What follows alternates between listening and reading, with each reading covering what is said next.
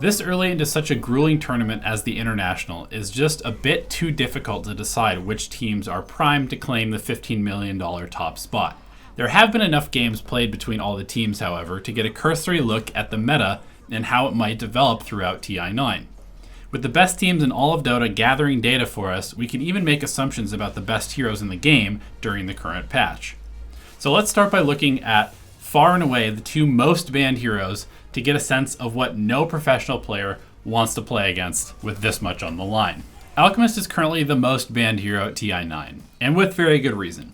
It feels like this video segment has been a long time coming, ever since patch 7.21, which significantly reduced the gold from all melee creeps and removed one of the ancient caps from the game. This and the increased armor on structures, and thus difficulty in pushing towers, immediately appeared to be an attempt to slow down the pace of the game, which had been accelerating consistently over the previous year or so. If you watched our patch notes video back then, you may remember us discussing how GPM talents and heroes like Alchemist were probably much stronger now because they wouldn't be hit by these changes nearly as hard. Well, here we are. GPM talents are very popular, and not only has Alchemist seemingly felt no change from the -3 gold per melee creep, he has been gifted an incredibly easy to control jungle and a meta where it is encouraged for weaker laning heroes to retreat to the simplicity of farming neutral camps early in the game. The simple truth is, no hero does this better than Alchemist, and it only takes one game of beating him handedly in the lane, only to have him emerge from the jungle less than 10 minutes later with a Radiance, Manta Style, and Blink Dagger to never want to play against this hero again. The speed at which he acquires items feels just way too fast compared to every other hero in the game, and when you combine it with his incredibly high regen from Chemical Rage, it just gives the hero a power spike that requires a full team effort to even have a chance of dealing with. Considering the one true counter to this regen, Ancient Apparition, can simply be banned out, leaves teams with very few options on how to play Dota. Spirit Vessel, for example, has been continuously nerfed over the last 6 months, and generally is finished around the same time that Alchemist already has either a BKB or Manta, or sometimes both depending on the game, to remove it, and so it's just kind of unfair. Even an all-in, fast-paced pushing strategy has a very hard time out-tempoing Alchemist, and that's a huge problem. Expect this hero to be banned in nearly every series for the rest of the tournament, and if you want to go in some MMR right now as a core, pick up some Alchemist. Hero number 2 is Enchantress, and she is remarkably similar to Alchemist, being that she is the second most banned hero at the tournament, and she reaches a timing earlier than basically any other hero in Dota, at which point she cannot be killed. Between her immense regen, untouchable slow, and wickedly high base movement speed, she is nearly impossible to trade with in lane after level 3, and can pressure any one or even two, sometimes even 3 heroes out of a lane by the time she hits level 6, depending on how the lane is gone. The inability to present any legitimate threat to Enchantress means that basically every lane she comes to at that point in the game must be immediately abandoned. Surrendering map control this early in the game is one of the most game-losing things you can do at high-level Dota, and Enchantress basically guarantees that that happens every single game.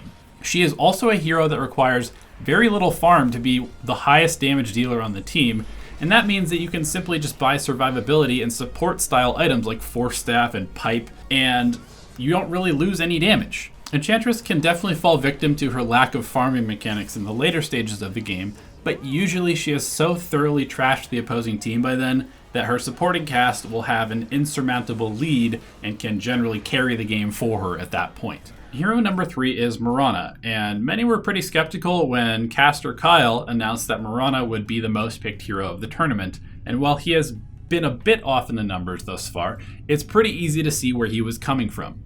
Mirana has been missing from the competitive scene for months, and ever since her talents and damage output were nerfed, the game has slowed down. She just really hasn't felt like she fits into any lineup particularly well. She's felt a little bit awkward to draft.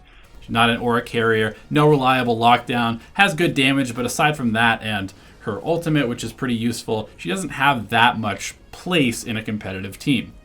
Lately, however, she seems to have found a home as an aggressive support.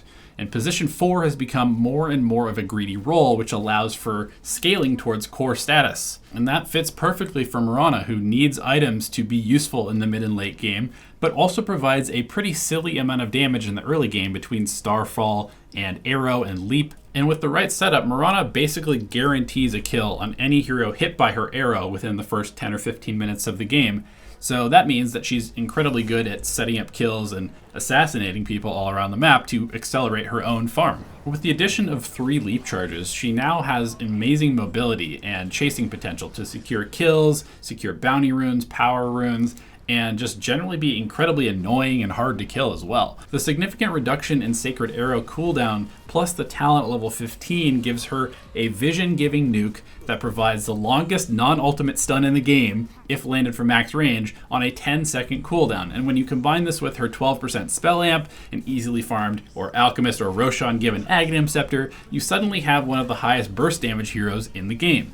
Oh yeah, and if you make it to the late game, the 10-second cooldown arrow becomes a triple shot arrow, which is relatively impossible to avoid when you're sieging or defending objectives. Mirana's kill, death, and assist average is sure to come down more and more as teams pick her up, but currently sporting a 10 plus KDA over a decent sample size is an absurd stat for a position 4 hero that can also be flexed to mid, offlane, or carry to find the best matchups for your lineup. But before you rush off to try your support Mirana in pubs, and I know there's a lot of you who want to play that because there used to be a lot of support Miranas that were completely useless, watch a couple of the pro players play it. I guarantee you can pick up some ideas of how to be more useful, and it's not just about landing some sick blind arrow from the fog to snipe somebody. The hero's actually pretty useful if played correctly. The final 2 heroes that I want to talk about, I want to cover kind of at the same time because they represent an interesting potential trend despite playing somewhat different roles in the game. And that is Shadow Demon and Elder Titan, who are 2 of the most picked heroes after day 1 of the TI9 group stages. And if you're an average pub player, you're probably thinking something along the lines of, literally who? 2 heroes you probably have never seen in a pub below 5k MMR have taken the competitive scene by storm. And here's why. Shadow Demon's Soul Catcher was changed from damage amp to HP removal, and people thought it was pretty weird since units regained the lost health at the end of the spell. It turns out, however, that a 40% HP, essentially pure damage nuke, rarely leaves the target alive long enough for the HP to return. Soul Catcher, which is often maxed out first after a couple value points in Disruption and Shadow Poison, is one of the deadliest spells in the game against the high strength, tanky cores that are so prevalent right now. Oh, you have 3,000 HP at 20 minutes? That's fine, I'll just nuke you for 1,200 pure damage every fight. Turns out it's much, much easier to kill heroes from 60% health than it is from 100% health. Thanks, Captain Obvious. When you combine this ridiculous spell power with a hero that can pressure in lane, stack easily, save allies, and set up for high damage combos, you get an extremely versatile hero that fits right into almost every lineup. Elder Titan follows a similar model in terms of the strength and versatility of his spells. ET needs essentially no farm to change the course of a fight due to his ultimate scaling with his opponents and the great equalizing power of natural order. He is also one of the best objective defenders in the game, making it nearly impossible to take Roshan or go high ground while ET is alive. In the laning stage, he provides a sort of brute force that most safe lane carries cannot, and so as a hard support where most teams are now seeming to favor him, he pairs very well with some of these weaker laners that are quite popular right now, such as Alchemist or Spectre. Should the game go late, and ET is exceptionally good at forcing it there when behind, the hero lives up to his Titan status with an absurd talent tree that can turn him from a sacrificial defender to a literal god, caving in people's skulls with this giant stapler despite them having 5 times his farm. The most fun part is when you combine these 2 heroes and you set up for the Shadow Demon Soul Catcher with an Echo Stomp, then follow it up with an Earth Splitter. 40% HP has been removed, 50% max HP has been done as damage, fight is now over. There is so much more Dota to come and so much more to learn at TI9. I'm so excited. Thank you guys for joining me here for this video, and we will see you in another one very soon.